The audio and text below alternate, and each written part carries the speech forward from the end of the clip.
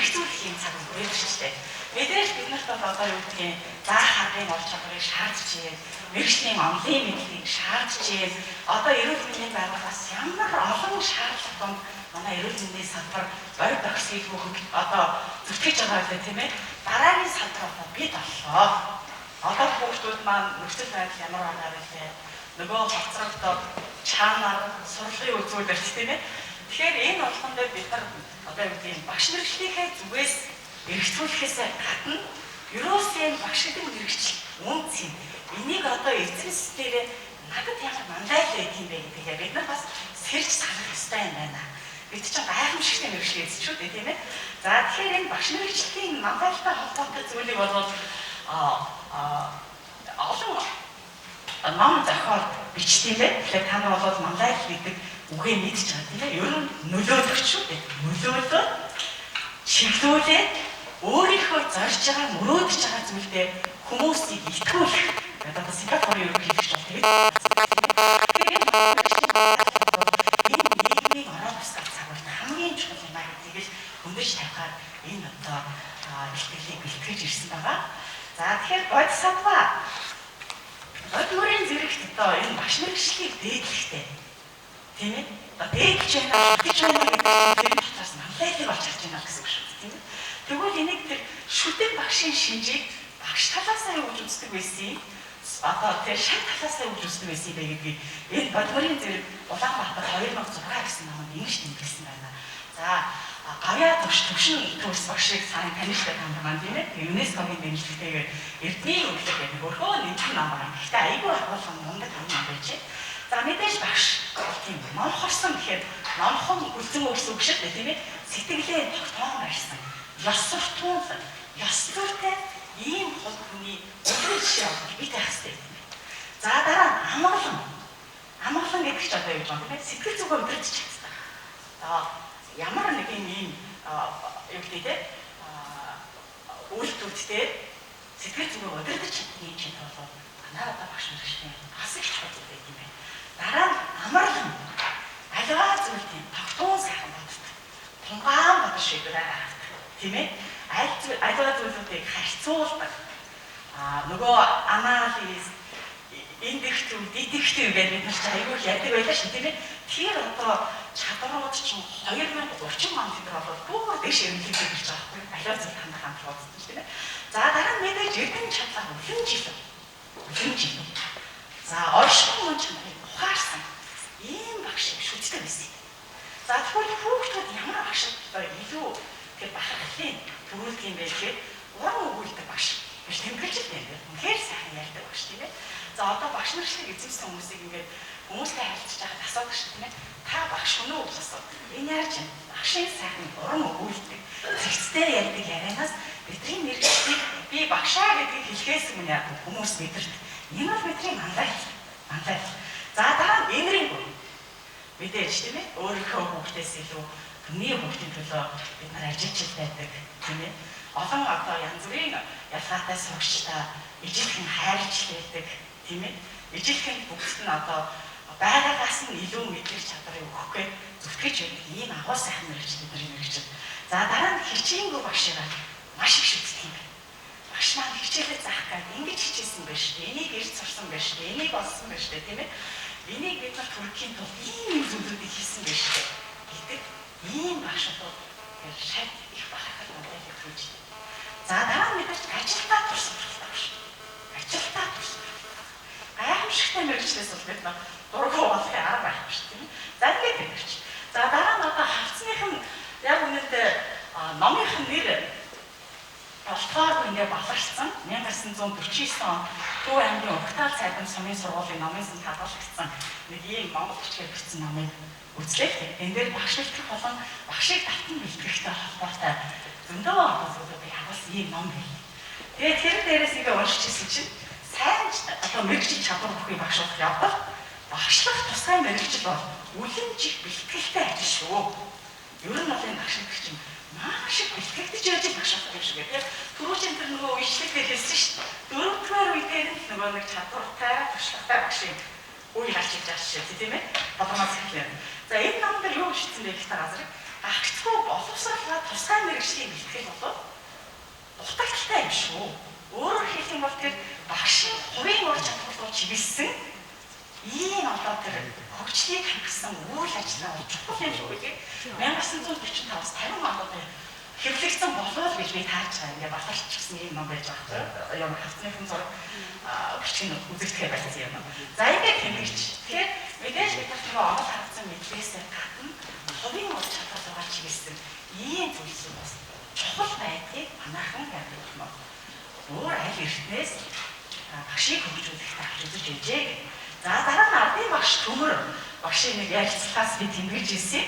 За ер нь багшаа та одоо багшны ихэнх чамрыг уран одоо үгээр нэг ирэмлээд хэлээд өгөөч гэж одоо бүхий өргөөний нэг хэн гэдэг нь за би нэрийг марч бас соёлын гараа зэтгэлдэг энэ хоёр хүн хоорондоо ярилцж байгаа бичнээс харсан чинь за төмөр багш нэмчихсэн мэхээр шагнараа хилцээч чадчих.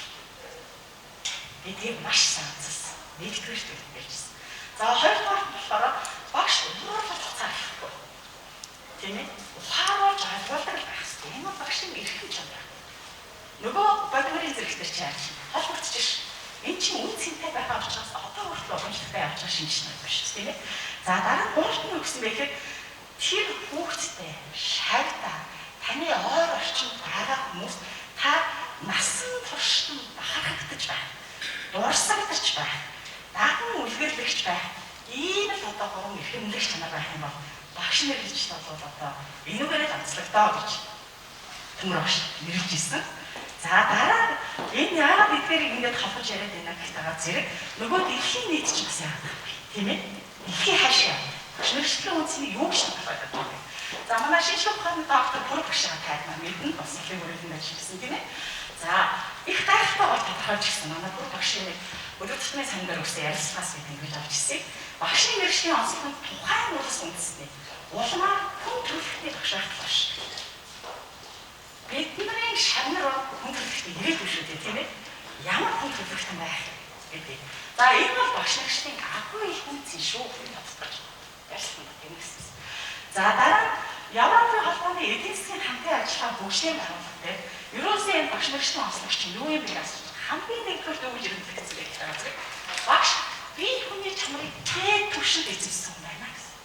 Бие хүний чанарыг тийм үү? Тэгэхээр багш чинь бусад мэрэгчлээс онцлогтой байх нь шүү дээ. Тэр хувийн чанар яс суртахуун байх, бие хүний шинжлэх дээд зэрэгт эзэмсэн. За нэгдэж дөрөвчин тэгсэн дээр ярьсан насан туршдаа суралцсан гэж суралцж байна. Нэгэн хувийн бус хувьсан өөрчлөгддөг байна.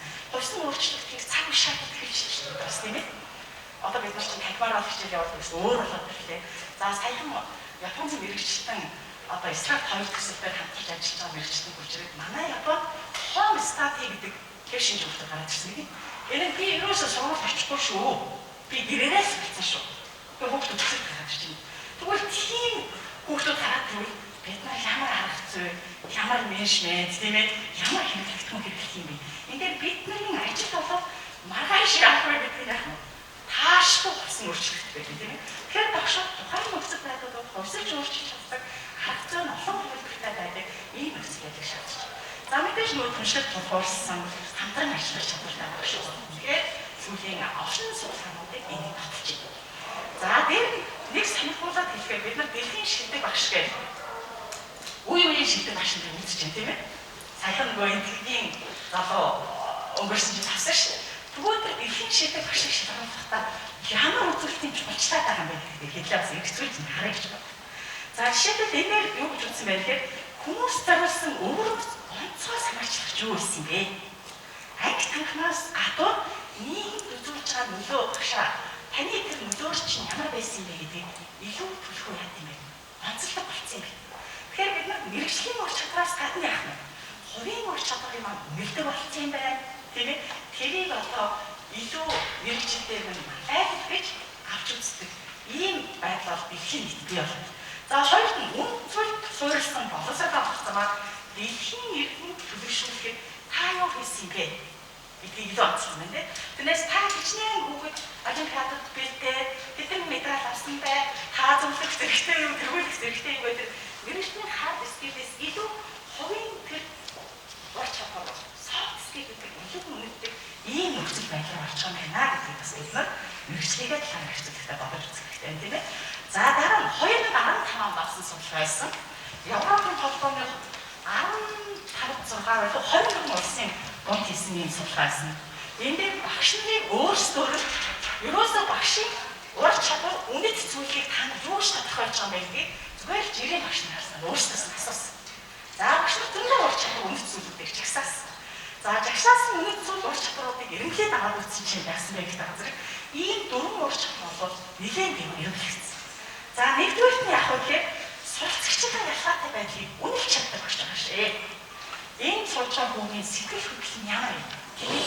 Энэ дээр гараа энд одоо хичээлээр янз бүрийн үйл үзүүлээд байгаа хүмүүс ард ихт нь юу тохиолдсон юм? Тийм ээ? Тэрнээс устдаа нөгөө суралцах чадвараар нь үнэхээр энэ дотор багтаж байгаа. Гэхдээ тийм хүүхдүүд мэдэж чаддаг. Өнөөдөр манай хүүхдийн харцаг тийм байгаад юу тохиолдоо бол гэдгийг энийг үнэлж чаддаг багш. Хамгийн чухал. За тэгэхээр боловсролын үнэлгээний төв та нар сургуульд нэлээд одоо ачаалттай үйл ажиллагаа болж байгааг бид бас ойлгож байна. Гэхдээ бүгдийг хийж байгаа энэ онцлог үнэлгээ бол арцаагүй байх ёстой зүйл байхгүй. Байх ёстой. Нөгөө хүүхдүүдийн чинь суралцахын хувьд, агуулгын хязгаарлалтын хувьд өөр өөр хүүхдүүдтэй ажиллах арга барилын хувьд та бүхэнд нөгөө үнэлэх онцлог юм чи ирээд өгч болчихлоос энэ одоо заашгүй зүйл ахын тийм ээ. За энэ үйлдвэрийн онцлог үнэлгээний дараа яагаад багшийн мэргэжил дэвшлүүлэхийн зөвлөлийн туслах сургалт судлахын үйл ажиллагаа хийж байгаа юм бэ гэхээр за энэ хүүхдүүд ялгаатай юм байна гэдэг үнэлээд онцлог хадаад ирчих. Тэгвэл ийм хүүхдүүдтэй хэрхэн ажиллах юм бэ? Гэдэгтээ та нартайгаа хамтраад яах нь вэ?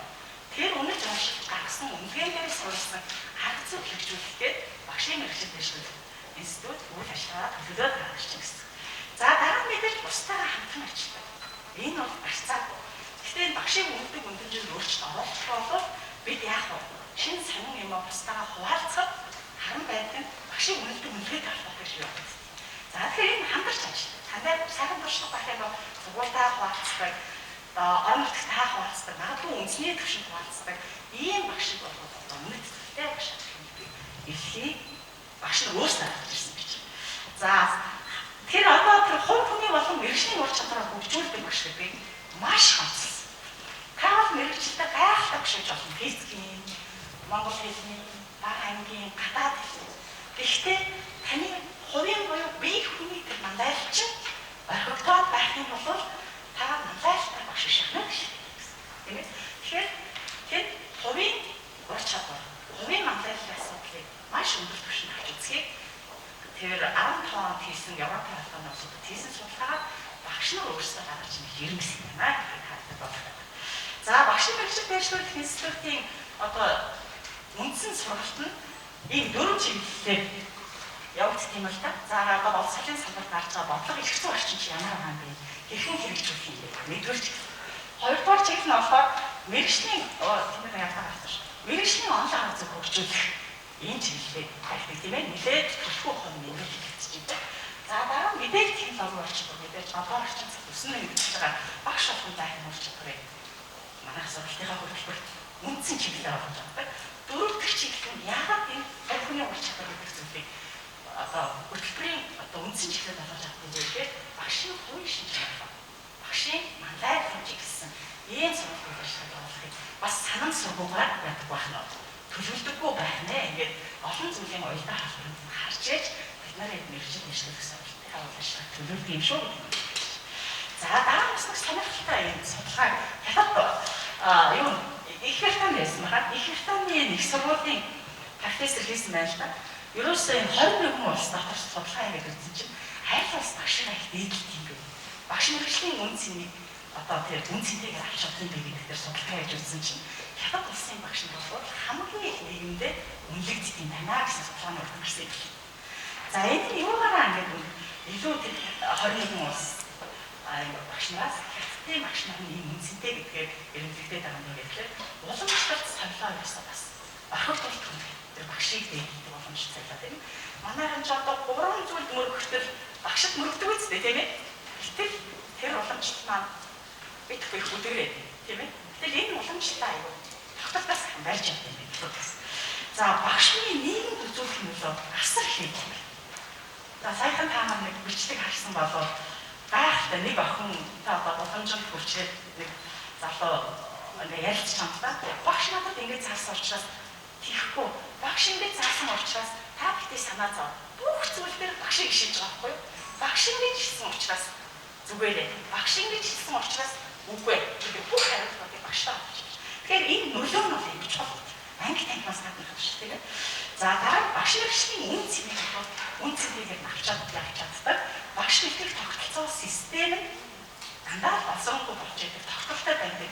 Ийм дөрвөн үзүүлэлт нь 21 улс байсан судалгаагаар хятадын багш нар бол илүү одоо үн цэнтэй нэг хүнтэй байдаг юм байна нэгэндээ ийм судалгаа хийж байна. За тэгээд бид нар энэ гайхамшигтай мэргэжлээ бас нэг сэргсэн эргэцүүлсэн юм байгаасай гэж бодож энэ одоо ингээд бас энэ сэдвийг тавьж чинь би очоогүй сэргэж штэ бас. За тэгээд улс орнууд бол мэдээж хуулиндаа улсынхаа бодлого энэ дэлхийн улс орнуудаар гарч байгаа судалгаануудыг суурлаад энэ зорилго чиглэлийг тодорхойлт юм байна. Жишээлх юм бол Сингапур улс бол өөртөө ихтэй юм байна. Энэ 2030 оны эренбэлэгдэж байгаа топ харамжаас бол хоёр ч гэсэн байхгүй. Өөрийгөө илэрхийлэх чадвартай ирнэ гэдэг. Тэгвэл энийг олоод хэлсэн шүү. Өөртөө ихтэй хүн биш. Өөрийгөө удирдахтай суралцагчтай болно. Тийм ээ? Идэвхтэй дэмжигч байна. Бусдынхаа бүлийн зөвшөөрч чаддаг байна шүү. Сайн сайныг надад таш чаддаг байна. Тийм ээ? Ийм хүн биш тийм. За бусдын төлөө санаа тавьдаг ирнийг бэлтээ гэдэг. Сингапураас яасан байна. 21-р зууныхаа чадваруудыг тодорхойлоод тавьсан байна. За ингээд энэ чадваруудыг уншиж чад за энэ бол яг энэ слайдыг эргээ мартчих магадгүй. Манай 21 онд дээр хамгийн ихний шалгуулсан байгаа хэсгийг та хараарай. Багш нарын ихтэй сургууль мөрдөг багш нарын стандарттай болно. Тэгээд чадвартай багш нартай бичсэн. Тийм ээ? Монгол багшийн загвартай болсон байна гэх. Энэ болчих баг. Тэгэхээр бид нар ч нэг ийм загвартай стандарттай болоод ирэх тагаас чинь юм чинь бас их тодорхой болно шүү дээ, тийм ээ? Яг ямар багшийг хурцсан багш гэдэг. Ямар багш сайн багш гэдэг юм тийм. Энэ нь тодорхой нөгөө тогтсон үзүүлэлт стандарт байх болтойгоо зэрэг үгийн яриад болоод байгаа. За тэгэхээр нөгөө багшийн хувийн мэргэжлийн ур чадвараас гадна хувийн шинж чинь, бие хүний шинж чинь, хувийн ур чадвар чинь болшиг гэдэг юм. Ийм одоо орчин цагт маш их хэрэглэгдэж байгаа лайк скил буюу амьдрах бодлого гэж нэрлэдэг шүү дээ тийм үү? Энэ чадвар бол үнцний алдаагүй байх шнэ. Энэ бол манай 2000 оны ихээр энэ амьдрах ухааны ур чадвар гэдэг ийм 13 модуль хэрэглэгдэж байсан юм байна. Өсвөр насны хүүхдүүдэд зориулдаг тийм ээ. За гэхдээ энэ ур чадвар одоо ч үнцний алдаагүй байх шүү дээ. Тийм ээ. Тэгэхээр тэнд байж байгаа модулын агуулгыг ямар насныхан хүрэх вэ гэдгээсээ 100% өөр болохоос биш модулын үнцийг алдагдаагүй байна гэдгийг бас энэ тэмдэглэж өгсөн. За би бас энэ амьдрах ухааны ур чадвар үнцний сурагч тагшаа хэлчихсэн юм нэлээд олон сарын хугацаагаар. За дараа нь soft skill-ийн тухай тэгэхээр ярьж. За энэ судалгааны байгууллага гэж чинь гайхамшигтай байдаг юм байна. Harvard их сургууль, Stanford их сургууль, Carnegie сангаас хамтран хийсэн юм 200 жилийн дараа хийсэн судалгааныхаа үр дүнг тооцож үзсэн юм байна. Хоёр судалгааг 100 жилийн зайтай хийгээд үзсэн чинь. За тэр үед бол 100 жилийн өмнө soft skill гэж тодорхойлдоггүй байсан юм. Гэхдээ ерөөсөө мэргэжлийн ур чадвараас гадна хувийн ур чадвар чинь хүний амжилт уналтанд боловсрох юм уу гэдгийг судалсан юм. Тэгээд энэ 1500 инженертэй ингэ судалгаа хийсэн чинь үнэхээр мэргэжлийн ур чадвараас гадна 85% нь энэ хувийн ур чадвар чинь амжилт бүтэлгүй шийдэж байдаг юм шүү гэх юм. Энэ судалгаа харуулсан.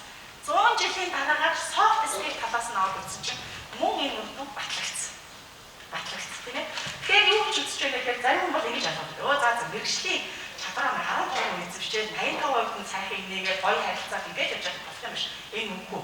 Багш мэргэжилтэй байхад тэр мэргэжлийн ур чадварыг бид 100% эзэмшин. 100% эзэмшчихэд байх яах нь вэ?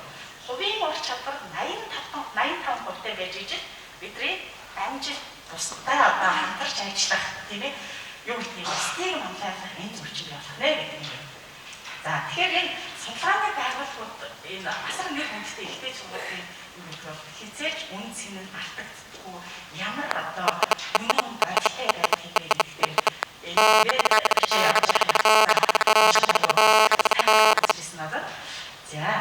За дараа зөвхөн ур чадварын талаар таньд маань мэдж байгаа энэ их гоё зураг байгаа. Та нар өөрсдөө бас тайлбарлаж хараарай. Мэдээж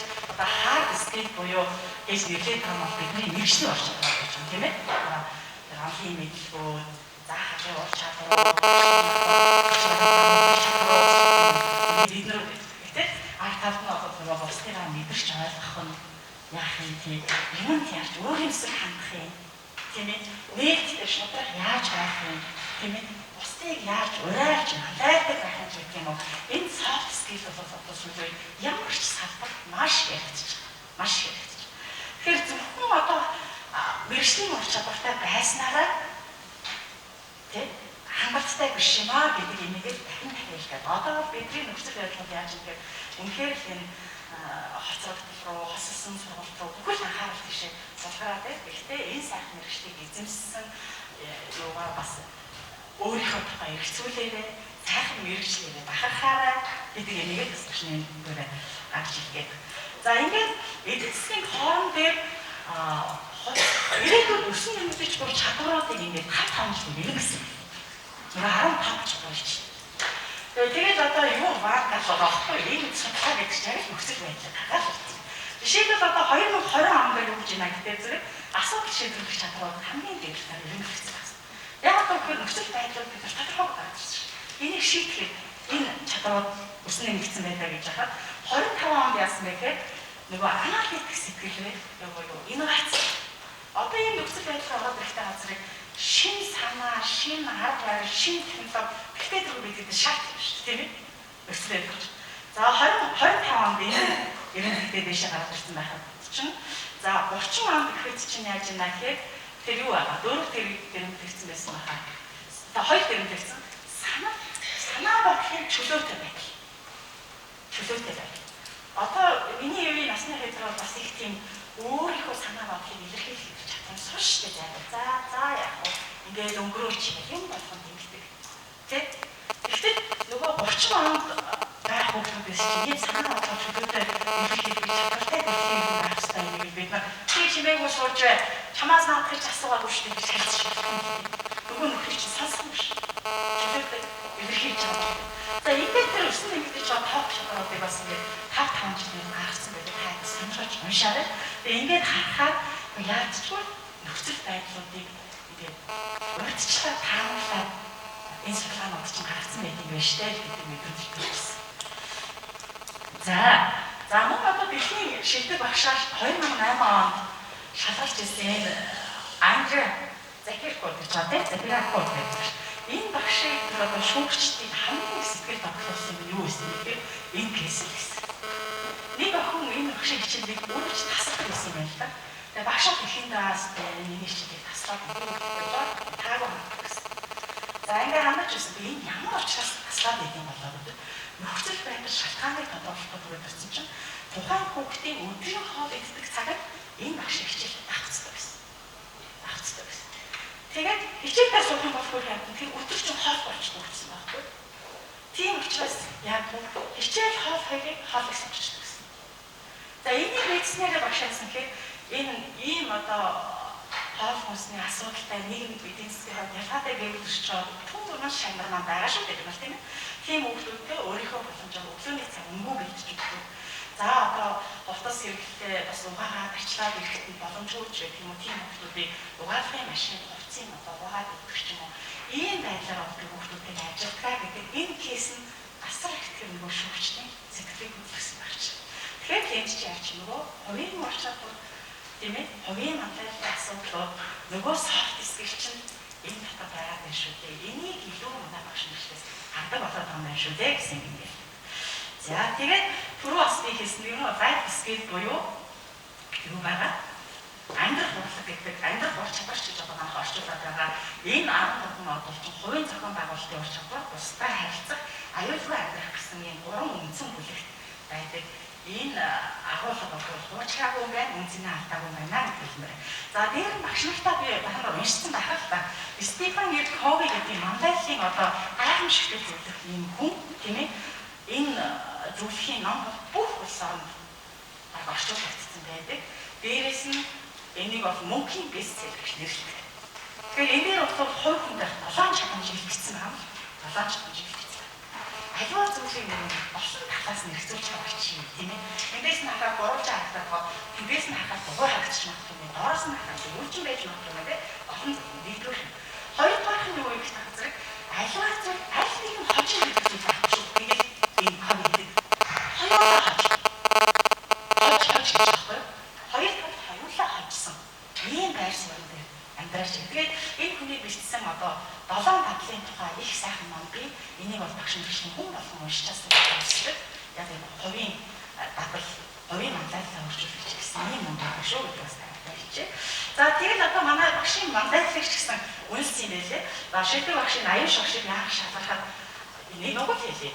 Бас арай өөр багш авчихсан юм байна би бодчихсон.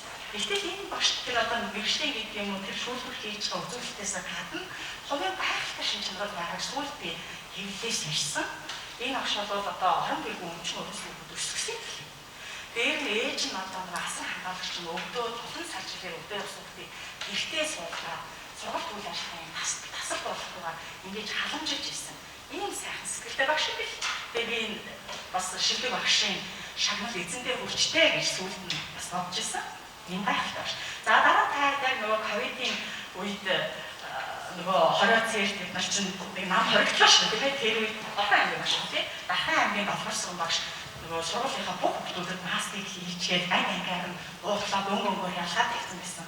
Энэ ч гэсэн тэр хувийн манлайлал юм байна. Энийг ч гэсэн салбарын яам үнэлт юм байна тийм ээ. Тэгэхээр ийм зүйлүүдийг л бас гэж нөгөө зөвхөн хичээл судлахгүй мэрэгчл гэхээсээ илүү өөрийнхөө гайхалтай шинж чанаруудыг бас хажуугаар нь зүлгээрээ өнгөлөөрөө харуулаарай тийм ээ хөгжүүлээрэй гэж хэлгээд. За дараа нь ажил нэгтэй зэрэг юу бай багшийн нэр шийдвэр гаргах үйл явцтай зүгээр би энийг жишээ олонжол харуулж байгаа юм л да.